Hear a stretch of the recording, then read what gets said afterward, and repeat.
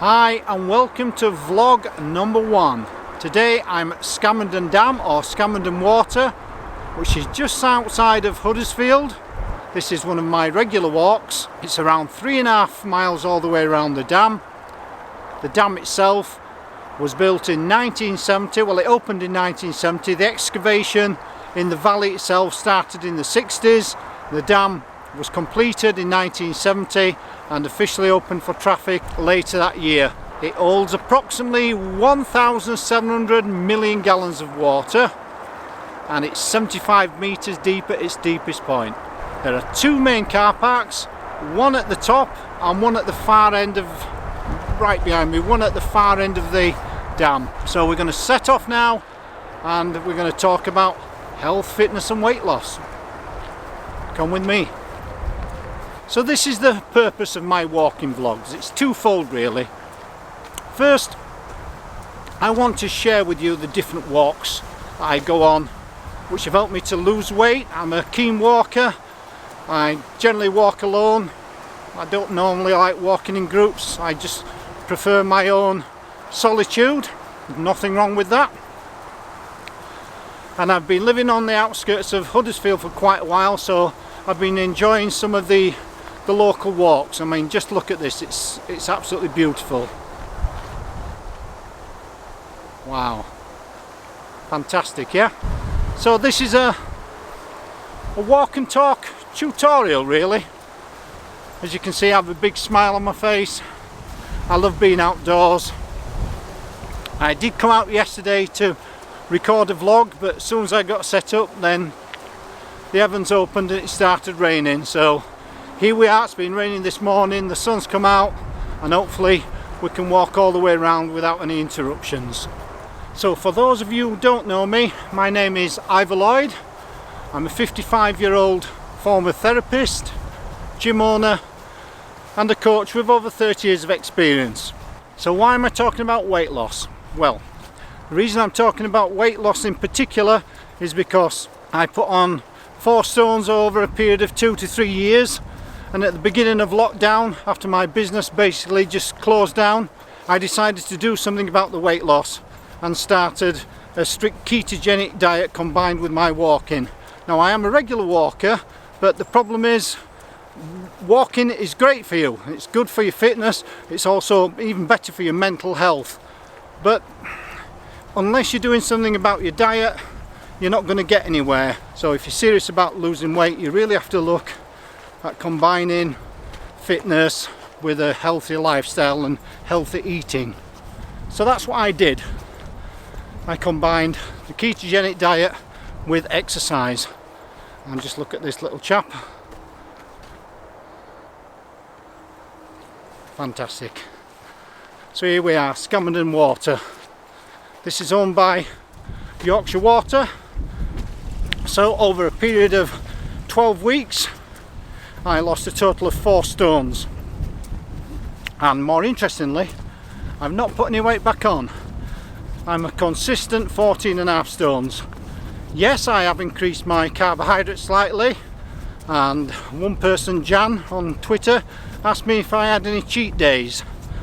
Yes, I do. I love fish and chips. If you're like me, fish and chips are fantastic, but I don't eat them every day. Potatoes are very, very high in carbs. Yes, you can argue that fish has got protein, but if you eat them every day, then it's your own fault. You're just going to put the weight back on again.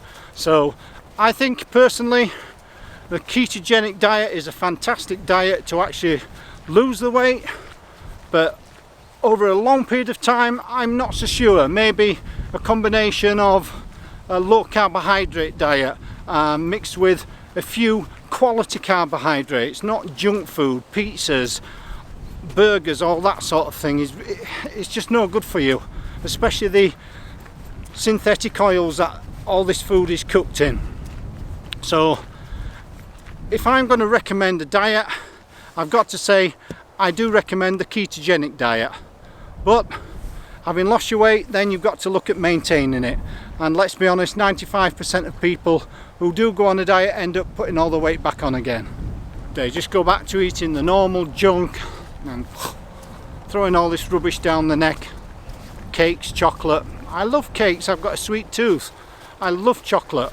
My life was built on chocolate and cakes and coffee, and just sat writing all day, writing my books, tutorials. It's just so easy to pick up a cup of coffee and a packet of biscuits and sweets and just keep munching away. So yes, while the ketogenic diet is an excellent diet to initially lose the weight, you've got to then look at a long-term plan and maybe introduce a few carbohydrates if that's what you want to do. Some people swear by it, they can stay on a keto lifestyle forever, and that's great, but I chose to have the odd day.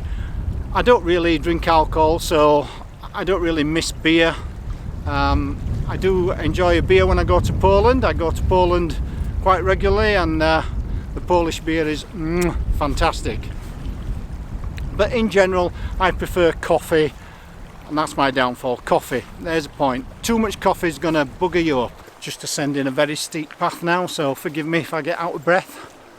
It's not as easy as it looks, holding the camera and talking at the same time, especially when you're trying to make sure you don't fall ass over tit. So Peter from Twitter sent me a message, and he was asking about abdominal exercises and whether crunches, planks, etc. would help to burn the body fat around his midsection. Well, Peter, unfortunately the answer is no.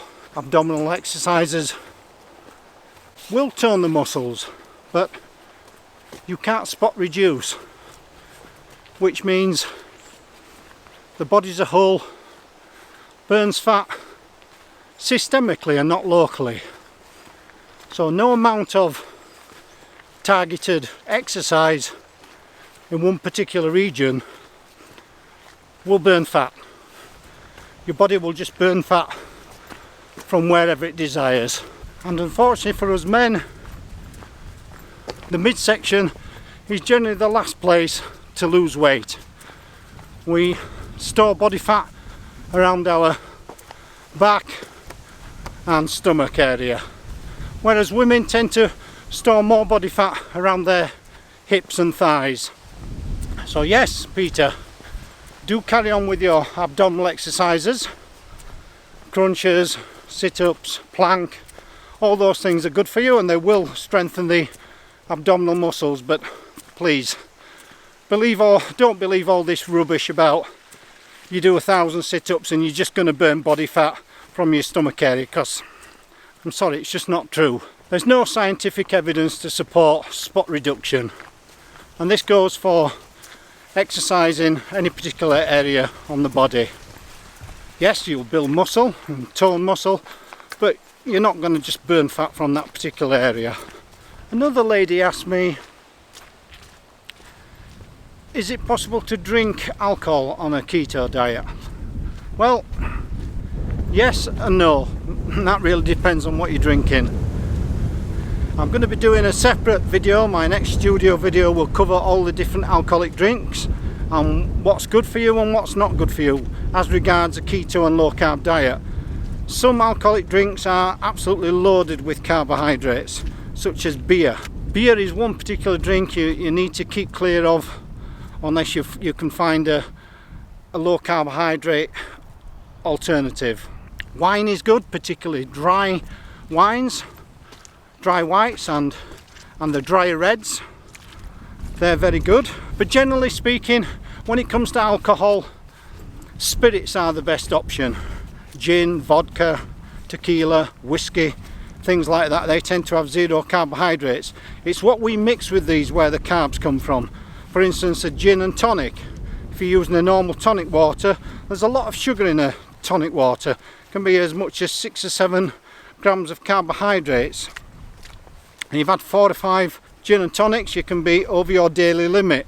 Now, talking about limits on the ketogenic diet for carbohydrates, somebody on a keto diet would normally consume around 20 to 50 carbs per day, whereas someone on a low carb diet will consume 50 200 carbs per day.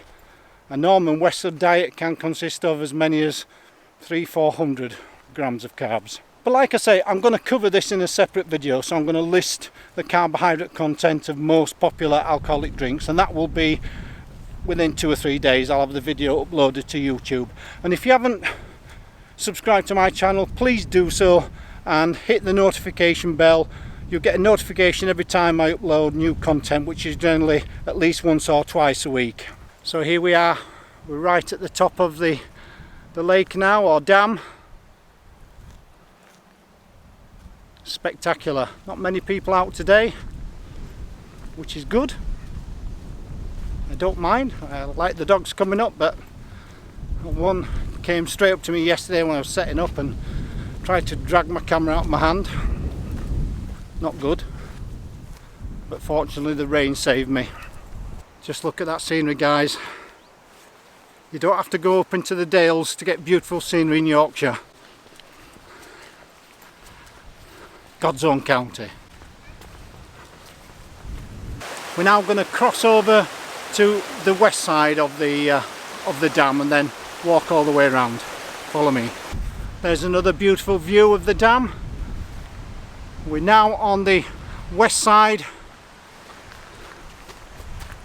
walking back towards the M62. So as this is a new vlog, I'd like you to post your comments below, and if you've got any questions relating to health and fitness and weight loss, then please leave them below and I'll try and answer them in the next video if I can. This is where the cattle usually hang out, so if you see me diving for cover, then you know why. I touched on mental health earlier, where I talk about walking is good for fitness, but personally I think it's better for your mental health. Just to be outside, great outdoors, it's a leveler, cathartic experience, especially when you're walking around places like this, taking in this natural landscape, fresh air. It's really good. I know I keep harping on that I've suffered with depression for over 25 years, but it's true, and there's too many people suffering in silence, and the more that people talk about this taboo subject, then the more it will be accepted. I personally find walking can solve many problems, especially stress. If you're really stressed and your mind is just working overtime, it's a great opportunity to come and let everything out, rationalise everything. Just follow the yellow brick road. Not going to see a wizard. The only wizard I go to see is Pablo Hernandez. That's one for all you Leeds fans out there. This is why I love walking. Just feel like I've got the whole place to myself. Just me and the big man or woman. We don't know, do we? And I don't want to find out just yet. Lots of videos to make first.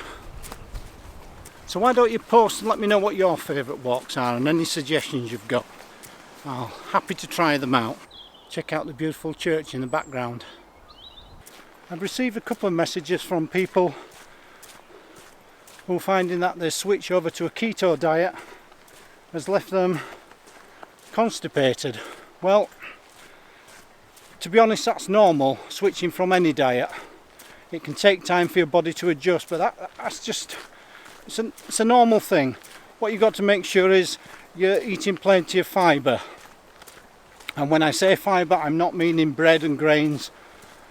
I'm eating things like vegetables, especially green leafy vegetables, which are very, very high in fibre.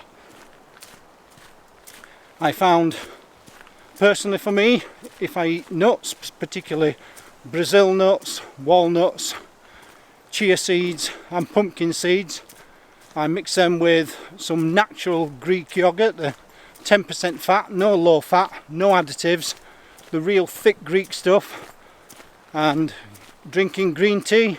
This can really, really help. But be careful with coffee. I'm a bit of a coffee addict. Too much caffeine is, as you know, is not good for you. So what I tend to do is drink most of my coffee on a morning time, maybe one in the afternoon, but in the afternoon then it will be maybe no later than 3 o'clock. But water, yes, water is essential, as we know. I don't need to go on about the importance of rehydrating. But also a little tip for you: if you sprinkle some sea salt into some water, that will help balance your electrolytes too. So don't worry if you are on a keto diet or any diet where you're finding you're constipated. Then as long as you eat plenty of fibre and drink plenty of fluids, then you'll be fine. It just takes time for your body to adjust.